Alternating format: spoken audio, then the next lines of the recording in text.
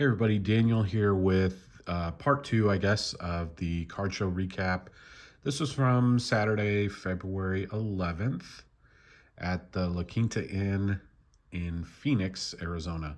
Um, I showed off a small lot of 10 for a dollar cards, uh, as well as a 80, 81 Topps basketball card that I needed for my set in my previous video. Here is the rest of the pickups. I went ahead and pulled them out of the box, except for the ones that are in the hard cases. I'll go through those. I'm going to try and go through these as quick as I can because there's, I think, 301 that I got from this one dealer. So I've kind of got them separated into piles. And so some of these piles I'll go through pretty quick. So these are Conlon Collection cards. These three are inserts. So they're colorized. And then these are all parallels from that particular set. I think Ty Cobb is probably one of the most prominent. There's a Lou Gehrig, Jimmy Fox, a bunch of Hall of Famers in here, obviously. But then, players that you probably never heard of, an umpire, those sorts of things. So fun stuff. And next up, this is a lot of 2001 Upper Deck Hall of Famers. I'm a big fan of older players on newer cards, and 2001 was a while ago, but I picked all these up. Unfortunately, I actually already have the entire set, so this stack here are all dupes. There were a few inserts, so the Endless Summer, a Hall of Fame gallery of Jackie Robinson and of Joe DiMaggio, and then a 20th century showcase of Mickey Mantle. So again, 10 cents, not too bad. This pile is all Sammy Sosa rookie cards.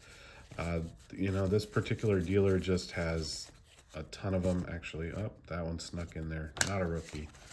There was one in a top loader, and it's probably, I noticed the corner down here is a little ding, so some of these that aren't even in top loaders are in better condition, but that's okay. Again, 10 cents a piece, so like, what, maybe $2 for 20 rookie cards. Let's do this pile. This pile is, I think, all football. Again, at 10 cents a piece, I have a hard time leaving autographs, jerseys, those sorts of things. So not a lot of names that I recognized, but that's okay.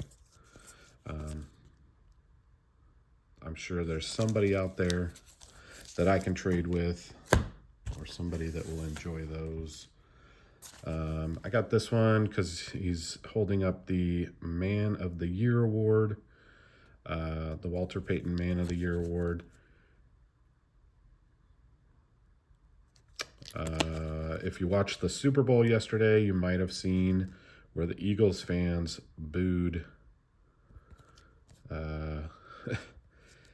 the other Dallas Cowboys player that won the Walter Payton Man of the Year award. Anyways, I guess there is some basketball, a couple of basketball cards that I picked up. A couple of Steve Young, have a binder with some Steve Young stuff, a Brett Favre, and a Ryan Leaf rookie. Again, 10 cents a piece, hard to pass up. Some Mike Piazza stuff. Again, I just tried to see, hey, was there anything that stuck out that maybe I didn't already have? I'm sure I have some of these. I grabbed, where I could of these, I grabbed dupes. So I could have one for the Mike Piazza collection and one for Mother's Cookie collection. But anyways, Mike Piazza. Let's see how many of those I need. And then this stack is just kind of the random other baseball stuff. Really cool Hank Aaron hologram card. I have it already, but man, when I flipped through it, I got the shine just right on it, and I couldn't say no.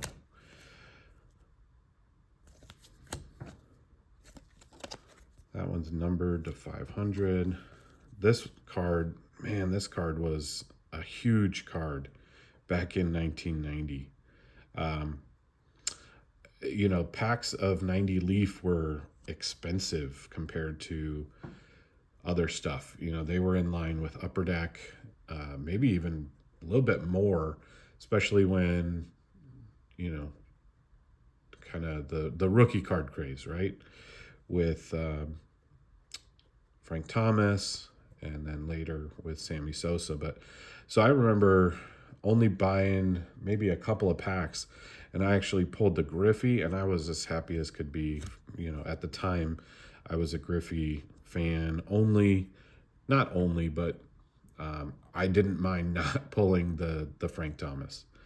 I was really happy with this, and this card was like $20 or $25. Chipper Jones, Topps rookie card. Some of these are just like the members only parallels, so not something you see all the time. I've always liked this insert. Instead of Call to Greatness, it's Cal to Greatness. I have a thing for like World Series recaps.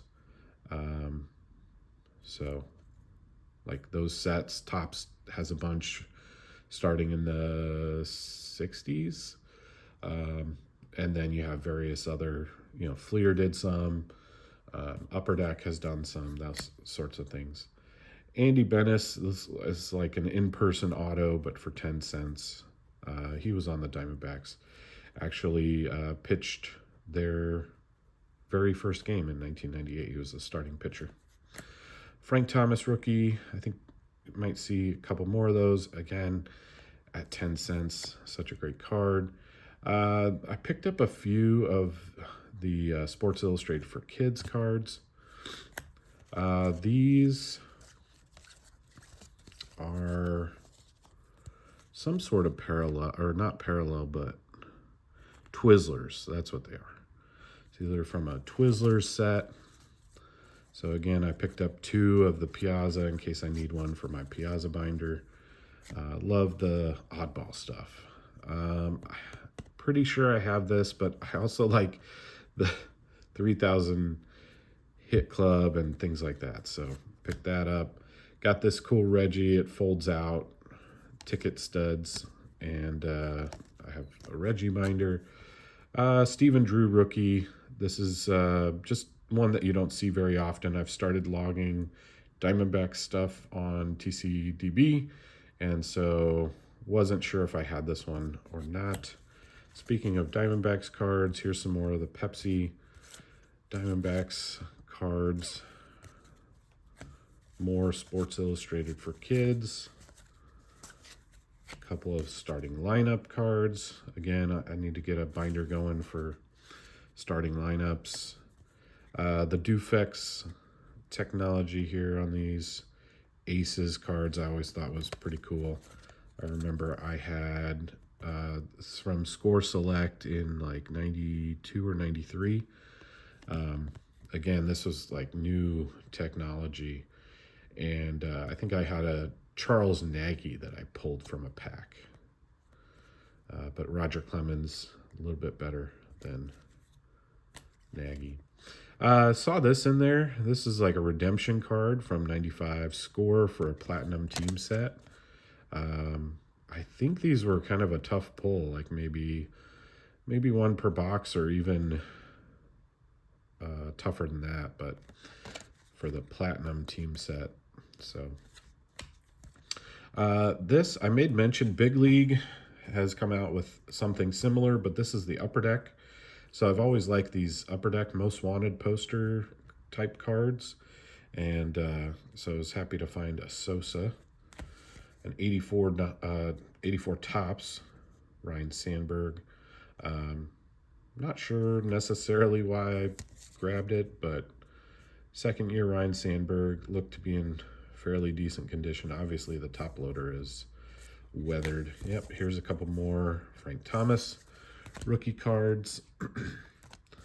All right, Fred McGriff, Sports Illustrated for Kids. The 89 Bowman. Looks like it's got some issues there. Not in a penny sleeve that's big enough, so that's all right. Mantle, commemorative Topps card.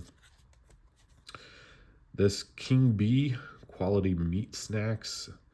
Looks like, you know, has seen some better days, but I like the oddball stuff, so, you know, I don't know. I'm a sucker for it. I have a couple of binders with just kind of oddball food issue, restaurant issue, that type of stuff. This Rafael Palmeiro rated rookie card looked to be in fairly good condition. An Edgar Martinez rookie card, a couple of Mark Grace. These are from the traded set, so you don't see them all that often. And then a bunch, I think maybe the rest of these are all 89 Upper Deck Gary Sheffield rookie cards. So there is that. Now we'll go into the box. These were just kind of cool cards. I have no idea.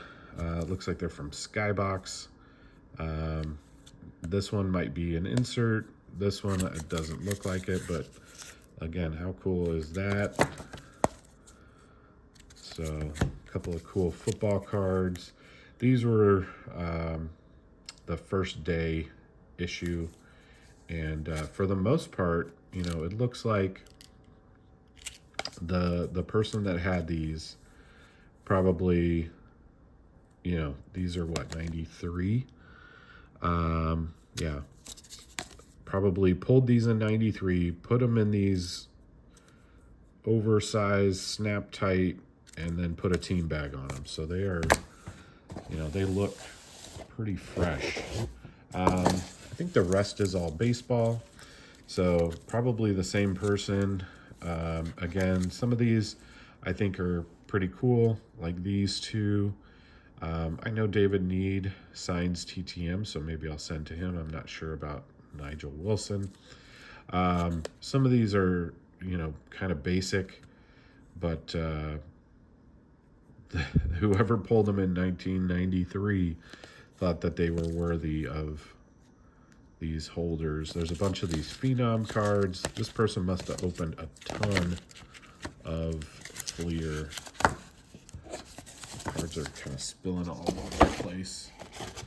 So more of the Phenoms, and then these Heritage cards, which these are really cool, and I'll put towards a set. The Upper Deck Heroes of Baseball. It's a set I'm kind of passively working on, so most of these will get freed from these holders. Here's a baseball first day issue. From the same guy, I had picked up the entire set of this, and they were in these same holders. So this was several months ago, so this guy's had these sitting around for a while. I'm pretty sure when I bought them, I didn't get them for 10 cents a piece. I maybe worked a deal with them to get them for like 50 cents a piece, but I got the whole Dennis Eckersley Ultra set. So here's another one of the Heroes of Baseball, another one. JT Snow, first day issue. Ray Langford, first day issue.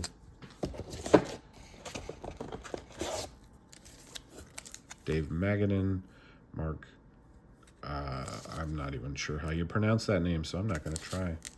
Calvin Jones, Harold Reynolds, these are all first day issues. The franchise, so this was a tough insert. I want to say like one per box. I remember getting a box of this, and I got the Ryan Sandberg card, but those were tough. Here's more of those heritage. Trying to think what they're called. Throwback, heritage throwbacks, or originals. I can't remember what they're called. Here's a Future Heroes of Kirby Puckett. So this is an interesting set. If you remember, in 1990, Upper Deck started their Upper Deck Heroes with Reggie Jackson, and then in 91, you had like Nolan Ryan had some cards, and Ted Williams? No, Ted Williams was in 92. Willie Mays was in 93. Anyways, these came out in 93, and they're part of that. So this like 61 of 63. There weren't 63 of the Future Heroes. This like continued the Heroes set from Upper Deck. So anyways, so I'm working on all of those Heroes cards, and so that's part of that. So I'm not sure if I have the Puckett, but again, some random cards that were just kind of in there. This Juan Gonzalez, I don't know if this at one time was $22. I mean, maybe. And then a Robin Yount. This is kind of cool. Again, I like the 3000 Hit Club stuff, so perfect for my collection. All right, we are getting there. Tony Gwynn, Barry Bonds. These are all Pacific Crown Royale, and they're like insert cards. Funny story, we're already at 17 minutes, so if you've stuck around, what's another few minutes of a story here? So I had come across these cards, these exact cards, and I'm telling you, they're these cards because they're in this container. They were from this set. At the time, I thought they were just kind of base cards that somebody had thrown in. And they were in like this pile of what the card shop dealer considered junk, right? That they weren't selling, you know. They had just set it aside, and they have a few people that look through it and will take stuff. But it's stuff they buy in bulk, and then they pull out what they want, and then they just set everything else aside, right?